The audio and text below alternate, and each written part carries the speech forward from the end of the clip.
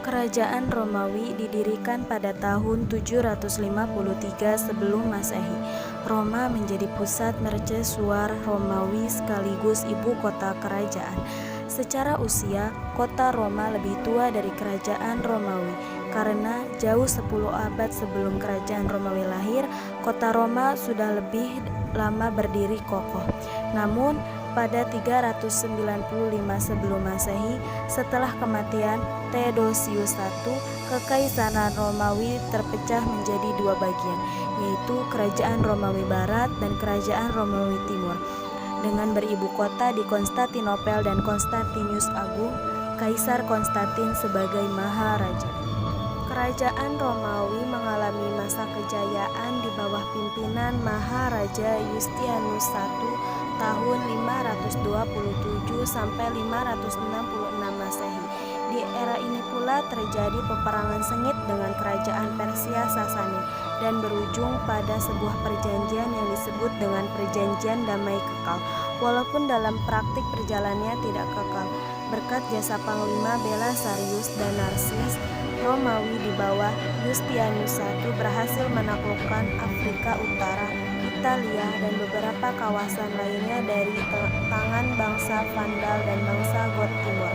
Pengaruh budaya Yunani sangat besar terhadap corak kebudayaan Romawi, filsafat, kesenian, ilmu pengetahuan, dan kesusastraan.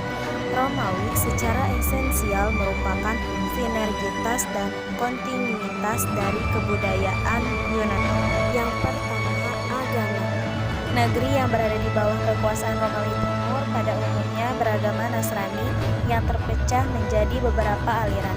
Yang pertama ada aliran Yakibah yang bertebaran di Mesir, Habasyah, dan sekitarnya. Yang kedua ada aliran Nasatir yang bertebaran di Musil, Irak, dan Persia. Dan yang ketiga ada aliran Vulkania yang bertebaran di Afrika Utara, Sisilia, Kria, dan Spanyol. Aliran Yakibah berkeyakinan bahwa Isa Al-Masih adalah Allah dengan pengertian bahwa Allah dan manusia bersatu dalam diri Allah. Sedangkan aliran Nastiroh dan Mulkaniyah berkeyakinan bahwa dalam diri Al-Masih terdapat dua tabiat, yaitu tabiat ketuhanan dan tabiat kemanusiaan.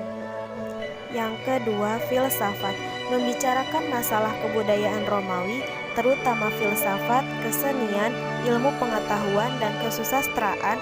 Selain itu juga kita membicarakan masalah kebudayaan Yunani, karena kebudayaan Romawi pada hakikatnya adalah lanjutan dari kebudayaan Yunani.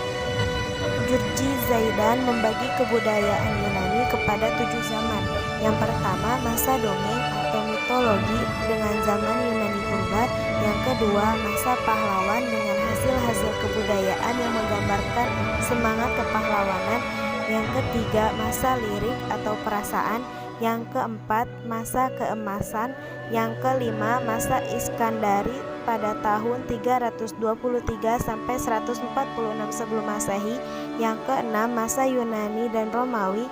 Dan yang ketujuh, masa Bizantium pada tahun 550 sampai 1453 sebelum Masehi pada zaman kegemilangan Romawi Timur. Yang ketiga ada bahasa dan kesenian. Ada 3 bahasa yang berpengaruh, yaitu bahasa Latin, bahasa Grek, dan bahasa Suryani. Kesenian dan kesusastraan Bizantium timbul kira-kira pada abad ke-5 dalam kemaharajaan Romawi Timur. Kesenian ini berkembang terus di Rusia dan Balkan, dan kesenian Romawi sangat maju pada masa Kaisar Yustianus I pada tahun 527 sampai 565 Masehi, dan pengganti-penggantinya meluas sampai ke Italia Utara. Patung-patung sangat banyak dibuat orang-orang, demikian pula dengan bangunan-bangunan gereja yang berkubah yang sangat terkenal, yaitu Gereja Hagia Sophia, dan banyak gereja-gereja yang didirikan berbentuk silang Yunani berkubah 5. Dan ada kegiatan dalam bidang seni lukis, seni pahat, seni bahasa, seni suara, filsafat, dan yang lainnya. Berikut beberapa raja yang berkuasa di Romawi Timur. Yang pertama ada Justin I tahun 518 sampai 527 Masehi, yang mana kaisar ini memerintahkan kepada Negus untuk memerangi negeri Yaman atau kerajaan Himyariah. Yang kedua ada Justinian I atau Justinianus Agung, yang mana namanya ini masyhur karena kepintaran dan kecakapannya. Yang ketiga ada Justin II, yang keempat ada Maurice, yang kelima ada Heraklius, yang mana kaisar ini yang bertarung dengan umat Islam, dan pada masa ini pula jajahan Romawi Timur seluruhnya jatuh di bawah kekuasaan kaum muslimin, yang mana pada masa pemerintahan Khalifah Umar bin Khattab. Wilayah kekuasaan dan kebijakan kerajaan Romawi Timur memiliki wilayah meliputi semenanjung Balkan, Asia Kecil sampai Armenia, Syria sampai Euphrat dan Mesir. Pada abad ke-5, kerajaan Romawi Barat sangat lemah, sehingga Kaisar Majorion yang cakap dan semangat pun tidak berdaya mencegah tumbangnya kerajaan Barat. Sedangkan pada abad yang sama, kerajaan Timur dapat mengefektifkan sumber daya, energi, dan kebijakan kerajaan. Kaisar Roma, Mersian, dan Anastasius I dapat mengurangi korupsi pejabat dengan menerapkan kontrol ketat terhadap administrator keuangan pejabat dan membatasi kekuasaan hakim tinggi dengan melarang menunjuk hakim-hakim di bawahnya. Kebijakan pengawasan ketat administratif Mersian dan Anastasius I berhasil memperbaiki keuangan pemerintah Romawi Timur. Peradaban pra-Islam masa Kirus, berdirilah kerajaan Persia yang berhasil memperluas wilayah kekuasaannya dengan menaklukkan Babilonia Baru dan daerah Asia Kecil. Raja Kirus menguasai sebagian dari daerah India bagian barat. Namun, dalam pertempuran melawan bangsa Tura, Raja Kirus terbunuh, yang kemudian digantikan oleh anaknya yang bernama Kambisis. Raja Kambisis berhasil mengembalikan ketentraman dalam negeri Persia. Bahkan pada tahun 525 sebelum Masehi, Kambisis berhasil menaklukkan negeri Mesir. Setelah Raja Kambisis meninggal, ia digantikan oleh Raja Darius, yang mana di bawah pemerintahannya kerajaan Persia mencapai masa kejayaannya. Kekaisaran Persia Sasania adalah kekaisaran Iran yang ketiga dan kekaisaran Persia yang kedua. Kekaisaran Sasania merupakan kekaisaran Persia pra-Islam yang terakhir yang dipimpin oleh dinasti Sasania pada tahun 224 hingga 651 Masehi. Kekaisaran Sasania didirikan oleh Ardashir I setelah keruntuhan Kekaisaran Parthia dan kekalahan Raja Parthia terakhir, Artabanos yang keempat. Kekaisaran Sasania berakhir ketika Syahansyah, Raja segala Raja Sasania terakhir, Yazdegerd III pada tahun 632 sampai 651 kalah dalam perjuangan selama 14 tahun untuk menyingkirkan kekhalifahan Islam yang pertama, yang merupakan pendahulu dari kekaisaran Islam lainnya.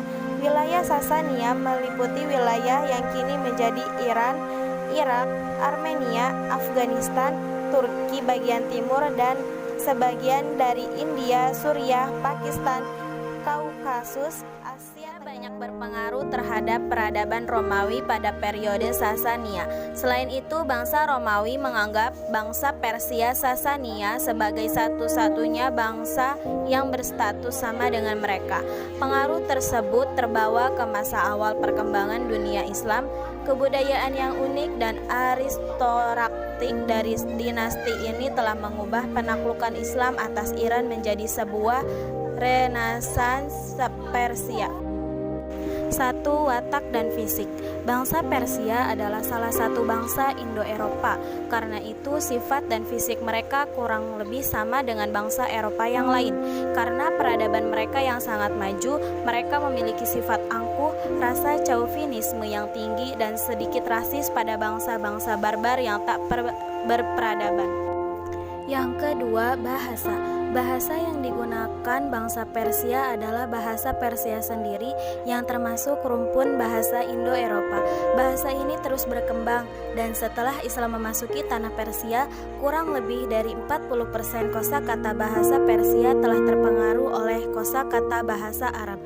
Bahasa Persia ini terkenal karena tradisi sastranya dan juga sastrawan-sastrawannya yang terkenal. Di antaranya ialah Hafiz, Ferdowsi, Khayyam, Attar, Sa'adi, Nezami, Raudaki, dan juga Rumi. Dalam bahasa Persia terdapat banyak ragam dialek dan varian yang tersebar dari Iran hingga semenanjung Humzari di Oman. Hasil seni Persia yang paling kuno ialah keramik, patung-patung sebagai perabot dari perunggu dan yang lain-lain pada tahun 5000 sampai 1000 sebelum Masehi. Kemudian ada seni lukis dan arsitektur pada tahun 550 sampai 1600 Masehi. Kemudian ada pun masa-masanya yaitu sebagai berikut. Yang pertama ada masa dinasti Achaemenid sampai tahun 350 sebelum Masehi, masa dinasti Seleukos dan Arsacid sampai kira-kira tahun 250 sebelum Masehi, dan yang ketiga ada masa dinasti Sasanid yang sampai pada tahun 650 Masehi. Yang terakhir agama. Masyarakat Persia lama cenderung untuk menyembah berbagai alam nyata seperti langit biru, cahaya, api, udara, dan yang sebagainya, yang mana semua makhluk itu mereka beranggapan sebagai Tuhan, dan mereka beranggap ada alam yang merupakan Tuhan baik dan alam yang merupakan Tuhan jahat. Api atau cahaya adalah lambang dari Tuhan baik sehingga menyebabkan mereka menyembah api sebagai Tuhan. Berikut beberapa tokoh dan aliran pada masa Persia. Yang pertama ada ajaran Zoroaster. Pada abad 7 sebelum Masehi muncullah seorang pemimpin yang bernama Zoroaster, yang kemudian ia terkenal sebagai nabi orang Persia, yang mana ia membawa ajaran baru yang didasarkan atas prinsip-prinsip agama lama yang telah diperbaharuinya. Ajaran Zoroaster terdiri atas dua prinsip, yaitu alam berjalan sesuai kanun yang tertentu dan alam selalu ada pertentangan antar cahaya dan kekuatan. Masyarakat Persia sebelum Zoroaster, mereka menyembah arwah orang-orang baik. Zoroaster telah menyatukan Tuhan-Tuhan baik yang diberi nama Ahura Mazda, dan begitu pula dengan Tuhan jahat yang diberi nama Ahriman, yang mana telah disatukan oleh Zoroaster. Menurut agama Zoroaster bahwa nafs insan diciptakan Tuhan dan tidak ada, kemudian mencapai kehidupan abadi yang berbahagia apabila ia sanggup memerangi kejahatan di atas muka bumi ini. Tuhan memberikan mereka kebebasan memilih antara yang baik dengan yang jahat. Yang kedua, aliran Al-Manuiyah. Di antara aliran agama termasyhur di Persia yaitu ada aliran Al-Manuiyah yang diciptakan oleh pemimpinnya yang bernama Manu atau Mani pada tahun 215 Masehi. Mazhab Al-Manuiyah banyak berkembang di Asia dan Eropa. Ajaran-ajarannya yaitu campuran dari ajaran Zoroaster dengan agama Nasrani. Yang ketiga ada aliran Mazak. Pada tahun 487 Masehi, lahirlah di Persia seorang ahli filsafat pengikut Mani yang bernama Mazak. Ia membawa paham baru dalam agama dua Tuhan, yaitu Tuhan cahaya dan Tuhan gelap. Adapun membedakan ia dengan gurunya yaitu dalam hal ajaran yang miripnya dengan komunisme, yang mengatakan bahwa manusia dilahirkan sama, maka karena itu manusia harus hidup dengan sama pula. Dan menurut Ahmad Amin, cendekiawan Mesir, bahwa Mazadakisme adalah komunisme tertua di dunia. Pengaruh keyakinan agama terhadap kebudayaan besar sekali. Bahkan terkadang agama memberikan corak khas bagi suatu kebudayaan. Demikian pula pengaruh agama tampak jelas sekali dalam